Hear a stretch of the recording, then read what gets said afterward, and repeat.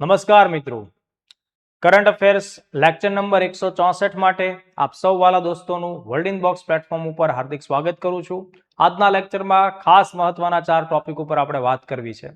દોસ્તો, current affairs એ ખાસ મહત્વનો વિષય બની રહ્યો છે.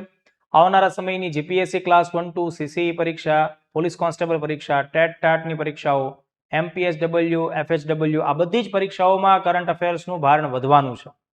એટલા માટે જે કોઈ પણ વિદ્યાર્થી કરંટ અફેર્સનો નિયમિત વિદ્યાર્થી હશે, રોજની થોડીક મિનિટો 20-25 મિનિટથી લઈને હાર્ડલી અડધી કલાક એટલું ઇન્વેસ્ટમેન્ટ તમારે કરંટ અફેર્સના મારા વિડીયો પાછળ કરવાનું છે. પરીક્ષા સમયે તમને ખ્યાલ આવશે કે બેઠા સવાલો આવ્યા છે અને તમને આ જે સમયનું ઇન્વેસ્ટમેન્ટ કરો છો એનું સારામાં સારું વળતર પણ તે સમય તમને મળશે.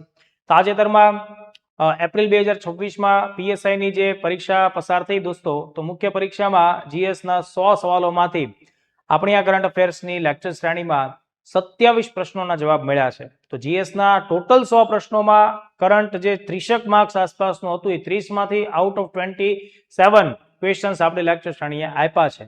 એટલે આ વાતની ખાતરી તમને મળે છે. ટેલિગ્રામ ચેનલ ઉપર એ પીડીએફ અપલોડ કરેલી છે, જેમાં કયા નંબરના લેક્ચરમાં કયા મિનિટ કે સેકન્ડમાંથી આ ક્વેશ્ચન્સ નીકળેલો છે એની પણ આપણે પૂરતી માહિતી આપેલી છે. આજની ચર્ચા આગળ વધારીએ એ પહેલા બે અગત્યની મહત્વપૂર્ણ જાહેરાતો આપ સુધી અને આપના મિત્રો સુધી પહોંચાડવાનો પ્રયત્ન કરું છું.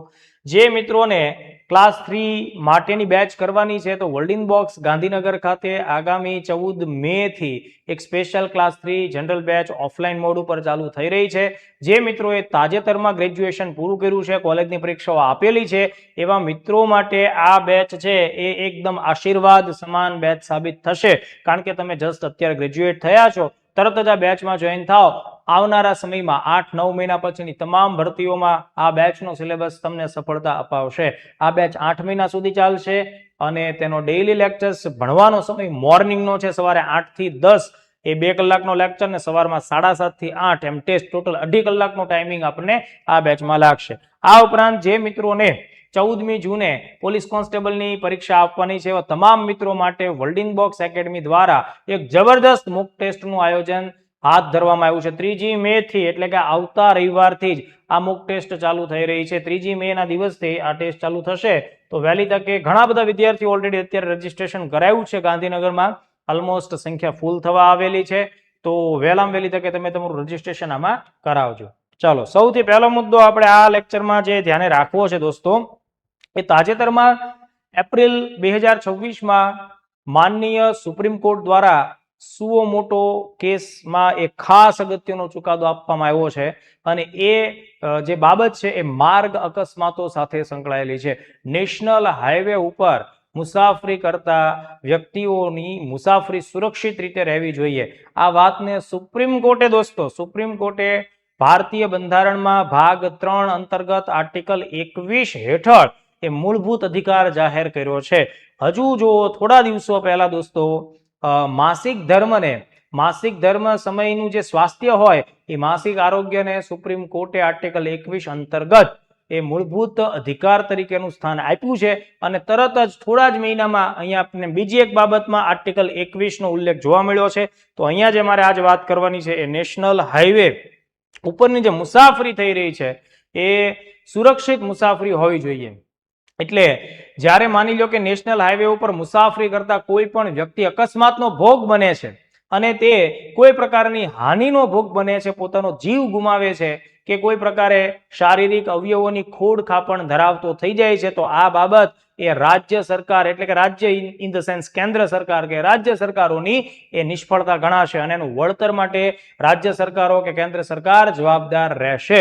એટલે આર્ટિકલ 21 અંતર્ગત નેશનલ હાઈવે ઉપરની મુસાફરી છે એ સુરક્ષિત હોવી જોઈએ એ મૂળભૂત અધિકાર તરીકે તાજેતરમાં એપ્રિલ 2026માં સુપ્રીમ કોર્ટે જાહેરાત કરી છે. બીજી એક વાત કે સર આ પ્રકારની અરજી કોણે કરી? મેં તમને હમણાં જ જણાવ્યું કે આ પોતે સુપ્રીમ કોર્ટે જ સ્વતઃ સંજ્ઞાન લીધેલી વાત છે.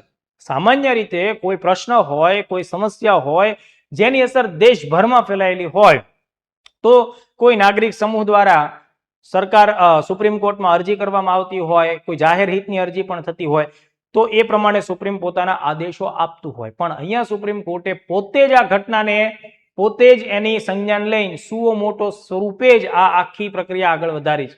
એની પાછળ કેટલાક અકસ્માતોની ઘટના સુપ્રીમ કોર્ટે ધ્યાનમાં લીધેલી છે. અને બીજી મારે તમને એક ખાસ વાત કહેવાની છે, જે તમે લોકો ખાસ જોજો. સુપ્રીમ કોર્ટે માત્ર આને મૂળભૂત અધિકાર જાહેર કર્યું છે એટલા પૂરતી વાત સીમિત નથી.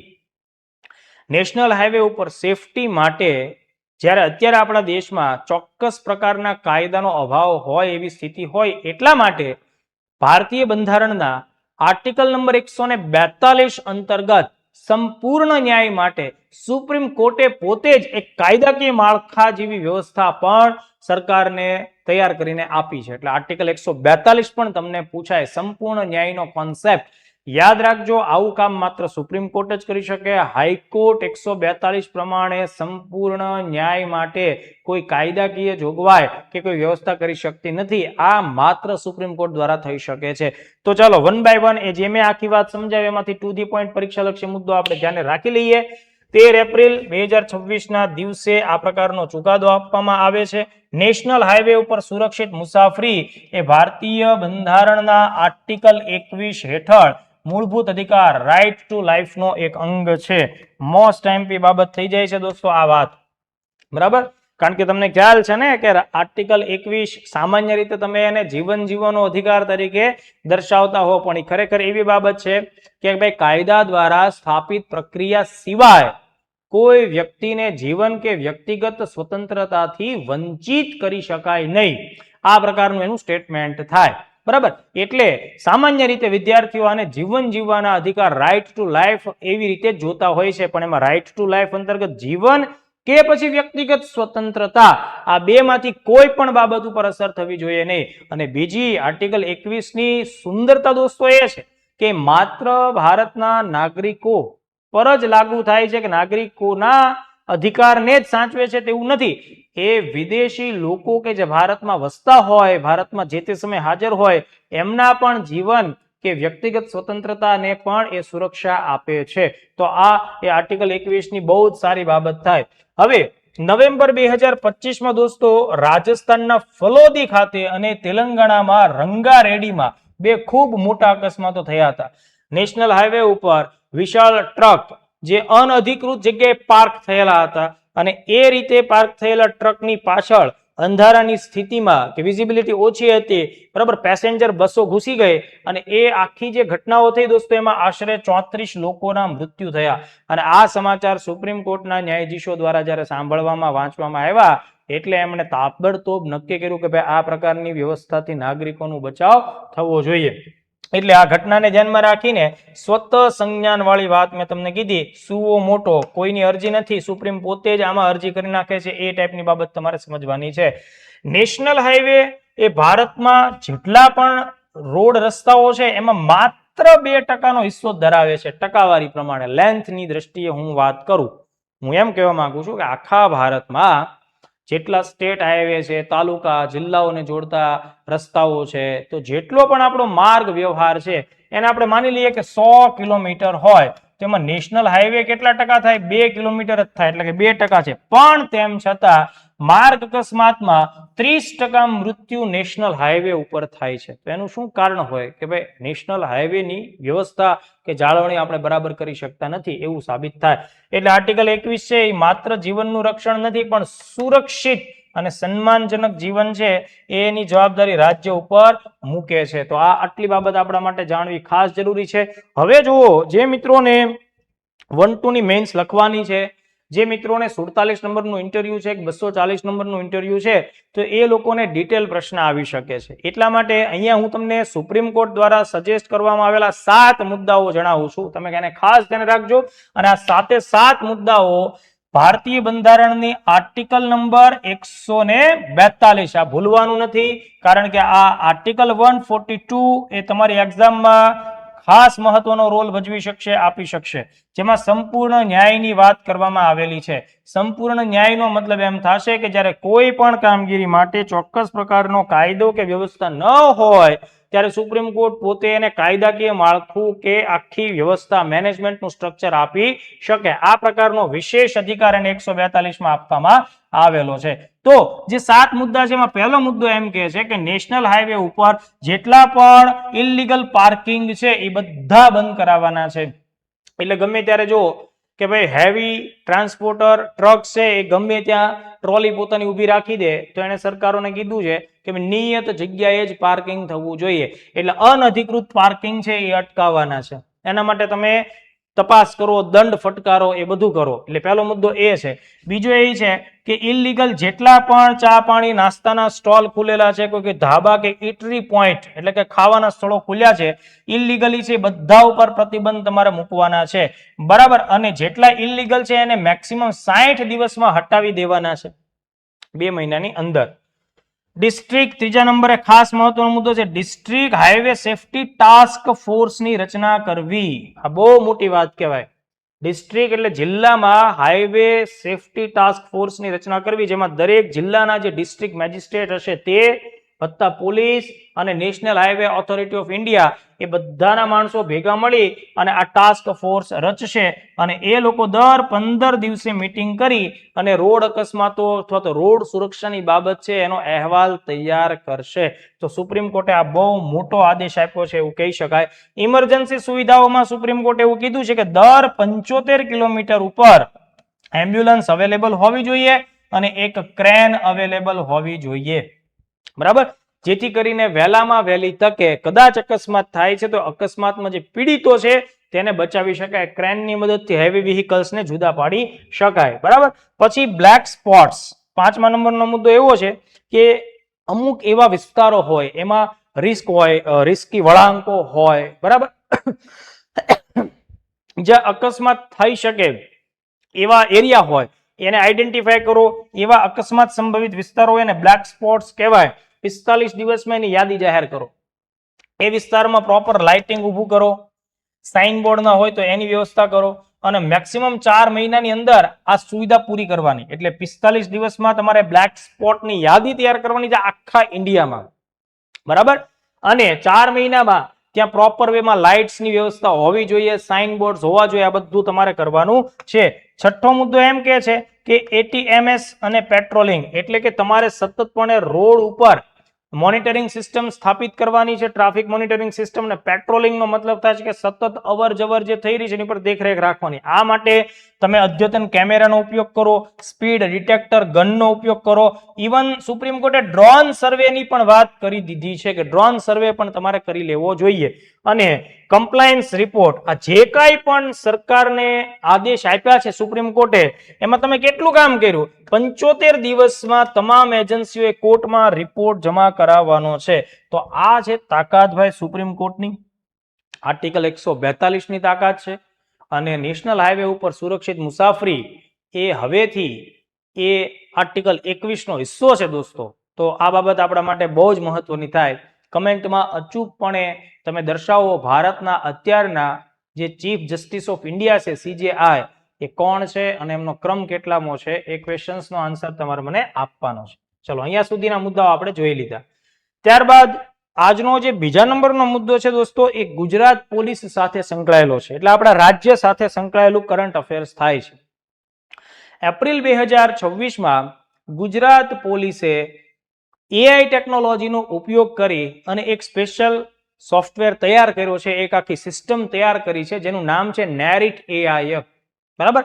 આ એક સોફ્ટવેર AI ટૂલ છે અને આ નેરિટ જે સિસ્ટમ તૈયાર કરી છે એ ડ્રગ્સ અને માદક પદાર્થોના કેસમાં જે પણ લોકો સંડોવાય છે તો એમની ખિલાફ કેસ કેવી રીતે કોર્ટમાં રજૂ કરવો અને એના માટે જે જરૂરી ડેટા ભેગા કેમ કરવા, બરાબર, એ આખી કામગીરી સરળ થઈ શકે, માર્ગદર્શન મળી શકે AI ની મદદથી. એટલે આ નેરિટ AI નામની સિસ્ટમ તૈયાર કરી છે. તો ખાસ આપણે આ નેરિટ AI પ્રોજેક્ટ જે ગુજરાત સરકારનો છે એને સમજી લઈએ. સૌથી પહેલા તો નેરિટ AI નું પૂરું નામ શું થાય? તો આ ગુજરાત પોલીસનો જે પ્રોજેક્ટ છે એનું પૂરું નામ સમજી લો. Narcotics analysis and RAG based investigation tool.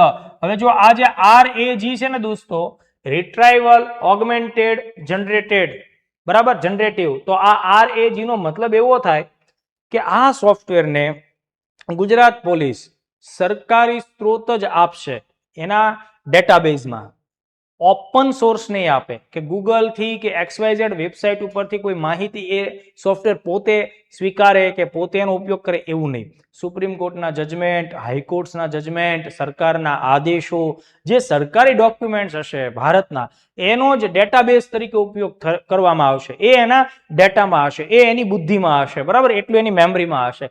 હવે જ્યારે તમે કોઈ પણ માનો કે માદક પદાર્થો, દ્રવ્યો, ડ્રગ્સ વેચતો વ્યક્તિ તમારી સામે આવે છે, પકડાય છે, બરાબર, તો હવે તમારે એને સજા તો અપાવવી જ પડે. તો સજા અપાવવા માટેની શું હોય? તો કે કાનૂની પ્રોસિજર હોય. કોર્ટમાં તમારે એને રજૂ કરવો પડે.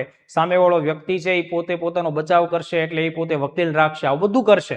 એમ નામ તો આપણે સીધું એને સજા નહીં આપી શકીએ, એટલે કાયદાકીય પ્રક્રિયામાંથી પસાર થઈને આ કામ કરવું પડશે. તો આ નેરિટ AI નામનું જે ટૂલ છે દોસ્તો, એ કેવી રીતે મદદરૂપ થશે? માનો કે કોઈ વ્યક્તિ પર ડ્રગ્સ રિલેટેડ FIR થાય છે, તો એ ડ્રગ્સ, એ FIR ની કોપી જ્યારે આપણે નેરિટ AI માં મૂકીશું ને, એટલે આ આખી સિસ્ટમ કેવી રીતે કેસ લડવો ને એની આખી રૂપરેખા આપશે. બચાવ દળ એટલે કે જે સામેવાળો આરોપી છે એનો બચાવ કરવા વાળો વકીલ તમને કાઉન્ટરમાં કેવી કેવી આર્ગ્યુમેન્ટ આપી શકે, કેવા કેવા પ્રૂફ માંગી શકે, એની પણ સંભાવના જેટલી છે એ પણ આ નેરિટ AI તમને બતાવશે. જેથી કરીને તમે અગાઉથી AI નો ઉપયોગ કરીને કેસને સુપર સ્ટ્રોંગ બનાવો, જેથી કરીને આ આરોપી જે છે મોટા ભાગે ગુનેગાર જ હોય, પણ જ્યાં સુધી સાબિત ન થાય ત્યાં સુધી આપણે એને આરોપી કહીએ. તો આ પ્રકારના આરોપી ઘણીવાર પ્રોસિજરના લૂફોલ્સ એટલે કે જે ખામીઓ હોય અથવા કંઈક પુરાવાના અભાવ હોય એને લીધે છૂટી જતા હોય, અને પછી પોલીસ એનું કશું કંઈ કરી શકતી નથી, બરાબર. તો એ બચી ન જાય, છટકી ન જાય, લૂફોલ્સનો લાભ ન ઉઠાવે, એટલે આપણે નેરિટનો ઉપયોગ કરીશું. નેરિટની મદદથી કન્વિક્શન રેટ વધશે. કન્વિક્શન રેટ એટલે કે આરોપી ગુનેગાર સાબિત થાય ને એ જે દર હોય, કન્વિક્શન રેટ, એ વધશે. તો આ બહુ જ મહત્વની વાત છે ને, અને ખાસ મહત્વની વાત એ રીતે છે કે આ પ્રકારની સિસ્ટમ ભારતમાં પહેલી વખત ગુજરાત સ્ટેટની પોલીસ લાગુ કરે છે, એટલે આપણા માટે એ વિશેષ મહત્વની થઈ જાય છે. તો મેં તમને આ આખી વાત સમજાવી, તમે એને પીડીએફમાં બહુ સરસ રીતે વાંચી લેજો. પૂરું નામ છે એ પૂછી શકાય. ભારતનું સૌ પ્રથમ AI આધારિત એવું સંસાધન છે જે ખાસ કરીને NDPS, narcotic drugs and psychotropic substance, એટલે કે જે માદક પદાર્થો છે એની તસ્કરી કે એના ગેરકાનૂની પ્રવૃત્તિમાં જે કેસ આવે એની તપાસ કરવા માટે અને કાયદાકીય કાર્યવાહીને મજબૂત કરવા માટે આ સોફ્ટવેર વિકસિત કરવામાં આવ્યું છે. 10 એપ્રિલ 26 ના રોજ ગાંધીનગર ખાતેથી લોન્ચ થયું.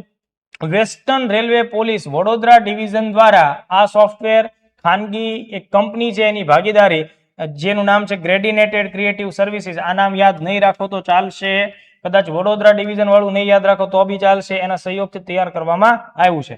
આ જે આખો પ્રોજેક્ટ છે એને ડેવલપ કરવા પાછળ SP અભય સોની સાહેબ, બરાબર, IPS અધિકારી છે, એમનો બહુ મોટો રોલ રહેલો છે. એટલે સરકારને આ પ્રકારના ઇનોવેટિવ આઈડિયા, ટેકનોલોજીની મદદથી સરકારનું કામ સરળ બનાવે એવા ઓફિસર્સની ખાસ જરૂર છે. અહીંયા જે RAG શબ્દ વપરાણો છે, રિટ્રાઈવલ ઓગમેન્ટેડ જનરેશન, એનો મતલબ થશે ઓપન સોર્સમાંથી ડેટા લેવામાં નહીં આવે, ગૂગલ ગમે ત્યાંથી ડેટા ઉપાડે એવું નહીં થાય. અહીંયા માત્ર સરકારી સંસાધનો જે છે, જેને આપણે ક્લોઝડ ડેટાબેઝ કહેશું, એના ઉપરથી જ આખો કેસની રૂપરેખા તૈયાર કરશે. તો બહુ જ IMP મુદ્દો થઈ ગયો. બોલો, હવે તમને મેઇન્સ લખવા જાઓ, AI નો સારામાં સારો ઉપયોગ વાળી વાત થાય. અગાઉ ગુજરાત પોલીસે પથિક નામની મોબાઈલ એપ્લિકેશન પણ વિકસાવેલી છે. આ પથિકની અંદરથી પણ તમે કોઈ પણ પેઇંગ ગેસ્ટ વગેરે હોય એની નોંધણી કરાવો, એના આધાર ઉપરથી નક્કી થાય કે આ વ્યક્તિ જે પ્રૂફ આપ્યા છે પોતાના એ સાચા છે કે નહીં. એટલે પોલીસની કામગીરીમાં પણ નવીનીકરણ આવે છે. કોમ્પ્યુટર, ICT, AI નો ઉપયોગ કરીને દેશમાં સારા કાર્યો થાય એનું આ એક એક્ઝામ્પલ તમે પ્રિલિમ્સ મેઇન્સ બધામાં વાપરી શકો. એટલે આખો મુદ્દો મેં તમને સમજાવી દીધો છે. એ બધી જ વસ્તુ અહીં લખી છે, તમે એકવાર એને વાંચી લેજો. ત્યારબાદ આજના લેક્ચરનો ત્રીજો જે મુદ્દો છે એ વિજ્ઞાન, ઉર્જા સાથે સંકળાયેલો છે અને ભૂગોળ સાથે પણ તેનો સંબંધ છે. અરુણાચલ પ્રદેશ રાજ્યમાં દોસ્તો લોહિત નદીના જે રિવર બેડ છે તેની ઉપર એક બહુ અગત્યનો નવો પ્રોજેક્ટ બનશે. જળ વિદ્યુત મથકનો આખો 1200 મેગાવોટનો પ્રોજેક્ટ છે. જેને નામ આપવામાં આવ્યું છે કલાઈ 2 પ્રોજેક્ટ. તાજેતરમાં નરેન્દ્ર મોદી સાહેબની અધ્યક્ષતા હેઠળ કેન્દ્રીય કેબિનેટ છે તેણે આ પ્રોજેક્ટને મંજૂરી આપી છે. તેના માટેની જે કંઈ પણ આર્થિક ફાળવણી છે એ નક્કી કરી છે. તો કલાઈ 2 પ્રોજેક્ટ પ્રિલિમ્સ માટે IMP થાય. બરાબર, તો જોઈ લઈએ વન બાય વન વસ્તુઓ. એપ્રિલ 26માં પ્રાઇમ મિનિસ્ટર મોદી સાહેબની અધ્યક્ષતામાં મળેલી કેબિનેટ સમિતિએ અરુણાચલ પ્રદેશ રાજ્યમાં, એટલે અહીંયાથી પહેલા તો અરુણાચલ પ્રદેશ રાજ્યમાં પ્રશ્ન પ્રિલિમ્સનો બની શકે, કલાઈ 2 જળ વિદ્યુત પ્રોજેક્ટ, બરાબર, એને મંજૂરી આપી છે. એના માટે 14,105.83 કરોડ રૂપિયાની ફાળવણી કે મંજૂરી આપી છે. તો ક્વેશ્ચન શું આવશે? આ કલાઈ 2 જળ વિદ્યુત મથક છે એ કયા રાજ્યમાં બનશે? અરુણાચલ પ્રદેશ રાજ્યમાં. અગાઉના મારા એક લેક્ચરમાં દોસ્તો મેં સિબનસિરી નામનો જળ વિદ્યુત પ્રોજેક્ટ ભણાવ્યો છે, જે અરુણાચલ વત્તા આસામ બંને રાજ્યોમાં ફેલાયેલો છે. સિબનસિરી 2000 મેગાવોટ વાળો, અને સુબનસિરી પણ કહી શકો, 2000 મેગાવોટની વિદ્યુત ઉત્પાદન ક્ષમતા ધરાવતો પ્રોજેક્ટ હતો. આ જે છે એ માત્ર અરુણાચલમાં જ છે, અને આની કેપેસિટી છે એ 1200 મેગાવોટની છે. તો આ મુદ્દો આપણે થોડો ધ્યાન રાખીએ. નદીનું નામ પૂછાય, લોહિત નદી. લોહિત છે એ બ્રહ્મપુત્ર નદીની સહાયક નદી છે, બરાબર. અને લોહિત નદીના વિસ્તારમાં, એના બેસિનમાં બનનારો આ પ્રથમ હાઇડ્રો પ્રોજેક્ટ છે. અને આ જે પ્રોજેક્ટ છે દોસ્તો એ એવી રીતે છે કે અહીંયા 6 મથક છે વીજળીના, 190 મેગાવોટ વાળા હશે ને 160 મેગાવોટ વાળો છે, એટલે ટોટલ 1200 મેગાવોટ યાદ રાખો એટલે ઇનફ થાય. આ વધારે ડિટેલ થાય એની ચાન્સ નથી પૂછાવાના, આ વસ્તુ આપણને આપી શકે. રન ઓફ રિવર પ્રોજેક્ટ છે, એનો મતલબ અહીં કોઈ ખાસ મોટો ડેમ બનાવવામાં નહીં આવે, પાણીનું વહેતું જે વહેણ છે, પ્રવાહ છે, એની મદદથી જ ટર્બાઇન ફરશે, એટલે એ પ્રકારની વાત છે. જે આપણે સુબનસિરીની વાત કરીને તેમાં ડેમ બનાવવાની વાત છે, બરાબર. એમાં ડેમ બનાવીને પાણીને સંગ્રહ કરવાનું છે, એ 2000 મેગાવોટ છે. આમાં ડેમ બનશે નહીં, આ રિવરના રન ઓફ ઉપર ચાલશે આખો પ્રોજેક્ટ. ઓકે, તો આ રીતના બેઝિક તફાવત મેં તમને કીધો. ચીનની સરહદથી એકદમ નજીક છે, અંજા નામનો જિલ્લો છે, ત્યાં આવેલું છે. જળ વિદ્યુત મથક જેટલા વધુ સારી માત્રામાં સ્થપાશે અને કામ કરશે એટલે જ આપણે કાર્બનના ઉત્સર્જન વગરની ઉર્જા પેદા કરશું. અને તમને ખ્યાલ જ હોવો જોઈએ કે ભારત સરકારે 2030 સુધીમાં જે બિનઅશ્મિભૂત વિદ્યુત ઉર્જા કહેવાય એનો ટાર્ગેટ કેટલો રાખેલો છે ભાઈ? 500 ગીગાવોટ.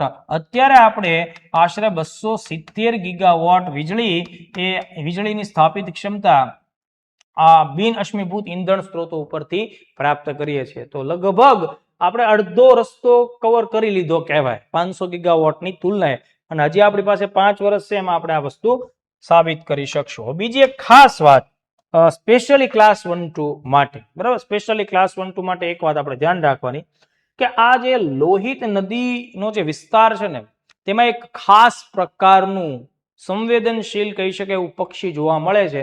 એ કુદરતી રીતે આ વિસ્તારમાં વસે છે, બરાબર. તો અત્યંત દુર્લભ વ્હાઇટ બેલીડ હેરોન, હેરોનનો મતલબ બેઝિકલી બાજ થશે. તો વ્હાઇટ બેલીડ હેરોન છે, આ પક્ષી લોહિત નદીના રિવર બેસિન વિસ્તારમાં વસે છે. એટલે કેન્દ્રીય પર્યાવરણ મંત્રાલયે એવું કીધું છે કે વ્હાઇટ બેલીડ હેરોન છે એ પક્ષીનું જો ઇકોસિસ્ટમ તમે બગાડતા નથી તો અમે આ પ્રોજેક્ટને મંજૂરી આપીએ છીએ, અને સરકારે એ વાતની બાંહેધરી પણ આપી.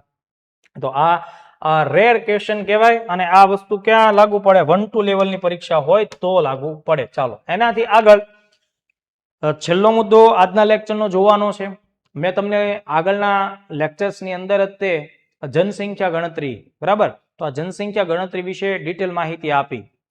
એમાં જ એક વસ્તુ આપણે એડ કરવાની છે. તાજેતરમાં એપ્રિલ 26માં કેન્દ્રીય ગૃહ મંત્રાલય દ્વારા સુદર્શન પટનાયકને આ વખતની જનસંખ્યા ગણતરી અથવા વસ્તી ગણતરી, બરાબર, ત્યાંના બ્રાન્ડ એમ્બેસેડર જાહેર કરેલા છે. હવે તમને એમ થાય કે સર આ સુદર્શન પટનાયક કોણ છે, બરાબર, પ્રશ્ન આવી શકે. તો સુદર્શન પટનાયક કે જેને આપણે આ વખતે જનસંખ્યા ગણતરીના બ્રાન્ડ એમ્બેસેડર બનાવ્યા, એ ઓડિશા રાજ્યના વતની છે, અને એ સમગ્ર વિશ્વમાં એક ખાસ પ્રકારની કલા કામગીરી માટે પ્રખ્યાત છે. અને એ કલા કામગીરી છે એ સેન્ડ આર્ટના નામથી ઓળખાય. દરિયા કિનારે રેતીમાંથી વિવિધ પ્રકારની આકૃતિઓ તૈયાર કરવી એ સેન્ડ આર્ટ કહેવાય. તો આ સેન્ડ આર્ટિસ્ટ છે, ભૂતકાળમાં પદ્મશ્રી પુરસ્કારથી પણ સન્માનિત થઈ ચૂક્યા છે. તો આ બાબતો આપણી પ્રિલિમ્સ માટે મોસ્ટ આઈએમપી બને. એટલે કેન્દ્ર સરકાર ગૃહ મંત્રાલય દ્વારા વિશ્વ પ્રસિદ્ધ રેત કલાકાર સેન્ડ આર્ટિસ્ટ, શું મેં તમને નામ કીધું? Sudarshan Patnaik, most IMP. વસ્તી ગણતરી 2027 માટેના બ્રાન્ડ એમ્બેસેડર તરીકે પસંદગી પામ્યા છે અથવા પસંદગી કરવામાં આવી છે. ઓકે, હવે જુઓ, મેં તમને જણાવ્યું એમ કે અગાઉ એમને 2014 પદ્મશ્રી પુરસ્કાર પણ આપવામાં આવેલો છે. હવે આ બાબત અહીંયા કમ્પ્લીટ થઈ. બીજી એક બાબત મેં તમને લોકોને લાસ્ટ ટાઈમ લેક્ચર્સમાં પણ જણાવ્યું છે કે 2 મેસ્કોટ્સ જાહેર કર્યા છે, મતલબ એઆઈ ટૂલ છે, એમને તમે પ્રશ્ન પૂછશો તમને જવાબ મળશે. જો અહીંયા જે પુરુષની આકૃતિ વાળો મેસ્કોટ છે એનું નામ વિકાસ રાખ્યું છે અને મહિલાની આકૃતિ વાળું જે મેસ્કોટ છે એનું નામ પ્રગતિ રાખ્યું છે. તો આ પણ આપણા માટે પ્રિલિમ્સમાં આપી શકાય કે વસ્તી ગણતરી 2027 માટેના જે 2 ખાસ મેસ્કોટ શુભંકર તૈયાર કર્યા છે, બરાબર, એમાં મહિલા છે એનું નામ છે પ્રગતિ, ઓકે, અને પુરુષનું નામ છે વિકાસ. તો પ્રગતિ અને વિકાસ આ રીતના સવાલો પણ આવી શકે છે. તો અહીંયા સુધીના મુદ્દાઓ દોસ્તો કમ્પ્લીટ થાય છે. તો આઈ થિંક આ 164 નંબરનો જે લેક્ચર છે તમને સમજમાં આવ્યો હશે અને મોસ્ટ આઈએમપી મુદ્દાઓ છે, બની શકે કે આમાંથી ખાસ અગત્યના સવાલો આવે. દોસ્તો બીજું કેવું છે કે રોજ તમે જ્યારે ભણો છો ત્યારે તમારી સમજણ શક્તિ, તમારું નોલેજ વધે છે. કદાચ ડાયરેક્ટ સવાલ એમાંથી માનો કે દરેક લેક્ચર્સમાંથી ન પણ આવે, પણ આ જે વસ્તુ છે એ તમને કેટલું બધું તમારો અભ્યાસ સરળ બનાવી દેશે. એટલે આપણો રોજિંદો પ્રયત્ન છે, જોડાયેલા રહેશું. લેક્ચર્સ વિશે અચૂકપણે તમારા અભિપ્રાયો આપતા રહેજો, તમારા મિત્રો સાથે પણ આ લેક્ચર સિરીઝને શેર કરતા રહેજો. ફરીથી મળીએ. જય હિન્દ, જય ભારત.